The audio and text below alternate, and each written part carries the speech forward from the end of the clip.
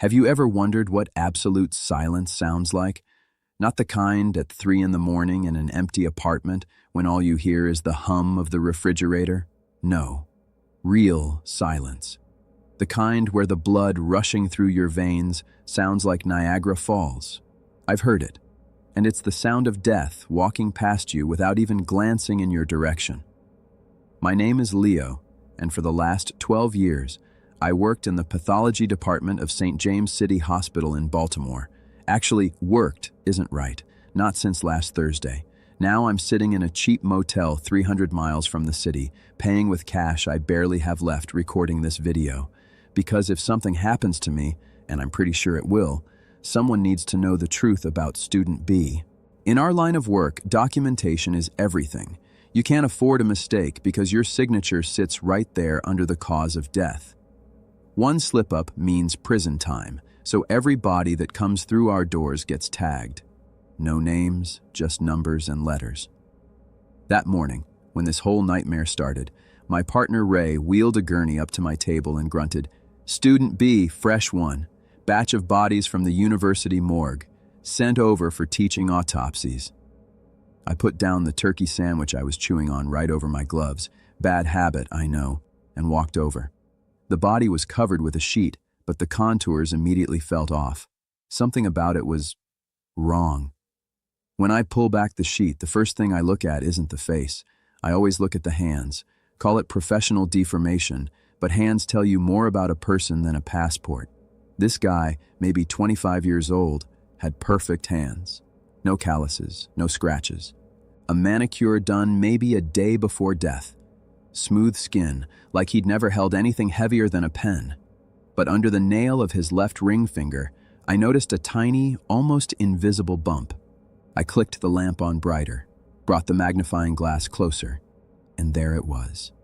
The thing that started it all. Under the nail plate, like a tiny seed sprouting into the flesh, there was a chip. Semi-transparent, organic, pulsing. You might not believe me, but in that moment, I was calm.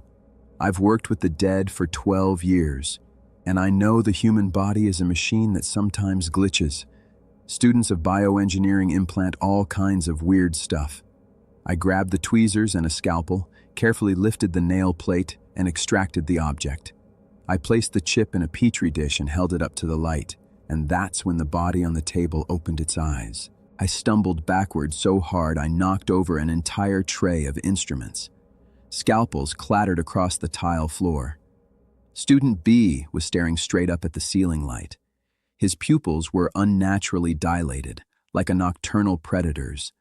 But that wasn't the scary part. The real horror started a second later, when his mouth opened and from deep in his throat came a mechanical voice, completely void of emotion. It wasn't the voice of a dead man. It was the voice of a recorded answering machine, crackling with static.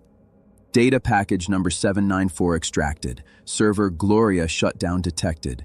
Emergency recovery protocol activated. Initiation in 12 minutes. Coordinates.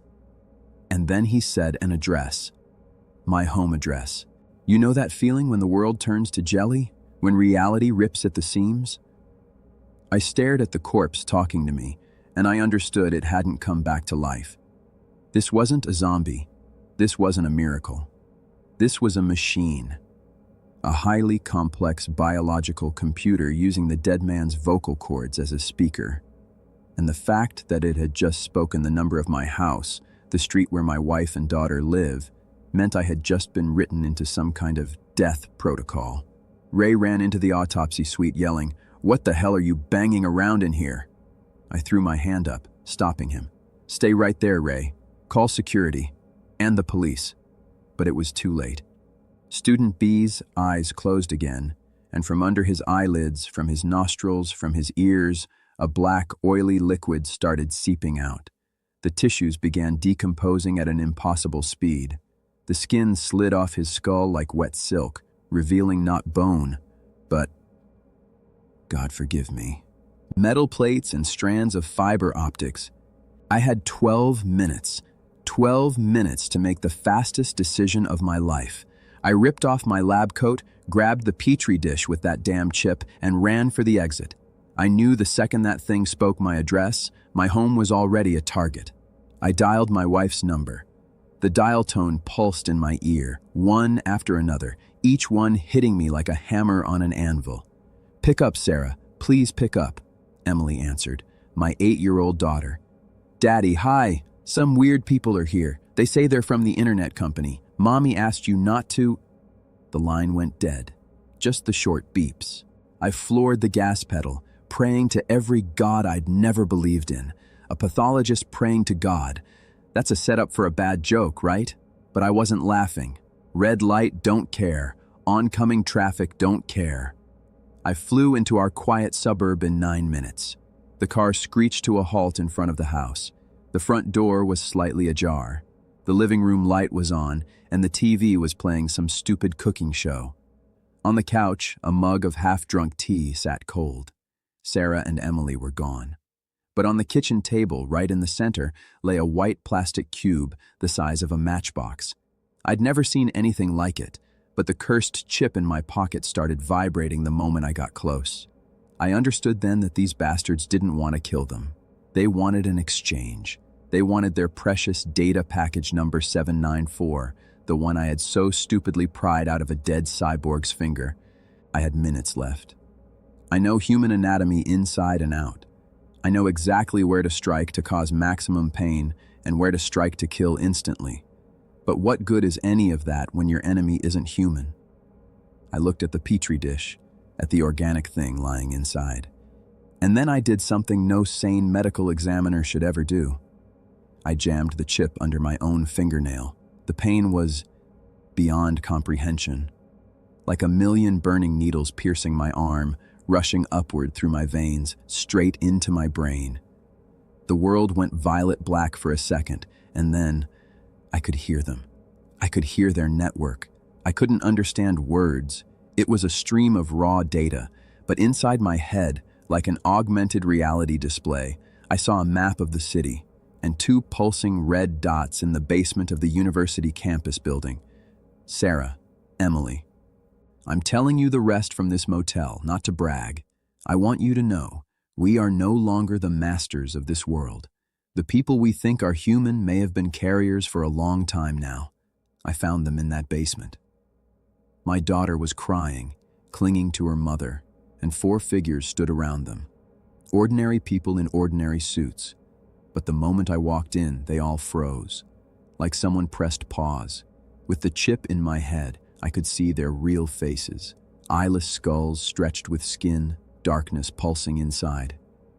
I don't know how I beat them. Instinct? Adrenaline? I just knew exactly where to hit. The chip guided me. We got out. We drove all night without stopping. Right now, my family is asleep in the next room, and that's all that matters. But you want to know the truly terrifying part? I'm sitting here, staring at my hand, and the chip under my nail is gone. It dissolved into me. Sometimes, in the silence of this night, I hear voices in my head. They're getting louder and louder. They say, "Data package successfully integrated, initiating phase 2. I don't know how much time I have left before I stop being myself. That's why I recorded this video. My name is Leo. I'm a pathologist from Baltimore. And if you've found this file, check your hands. Right now. Look at your nails. Is there a tiny seed under the skin, pulsing in rhythm with your heartbeat?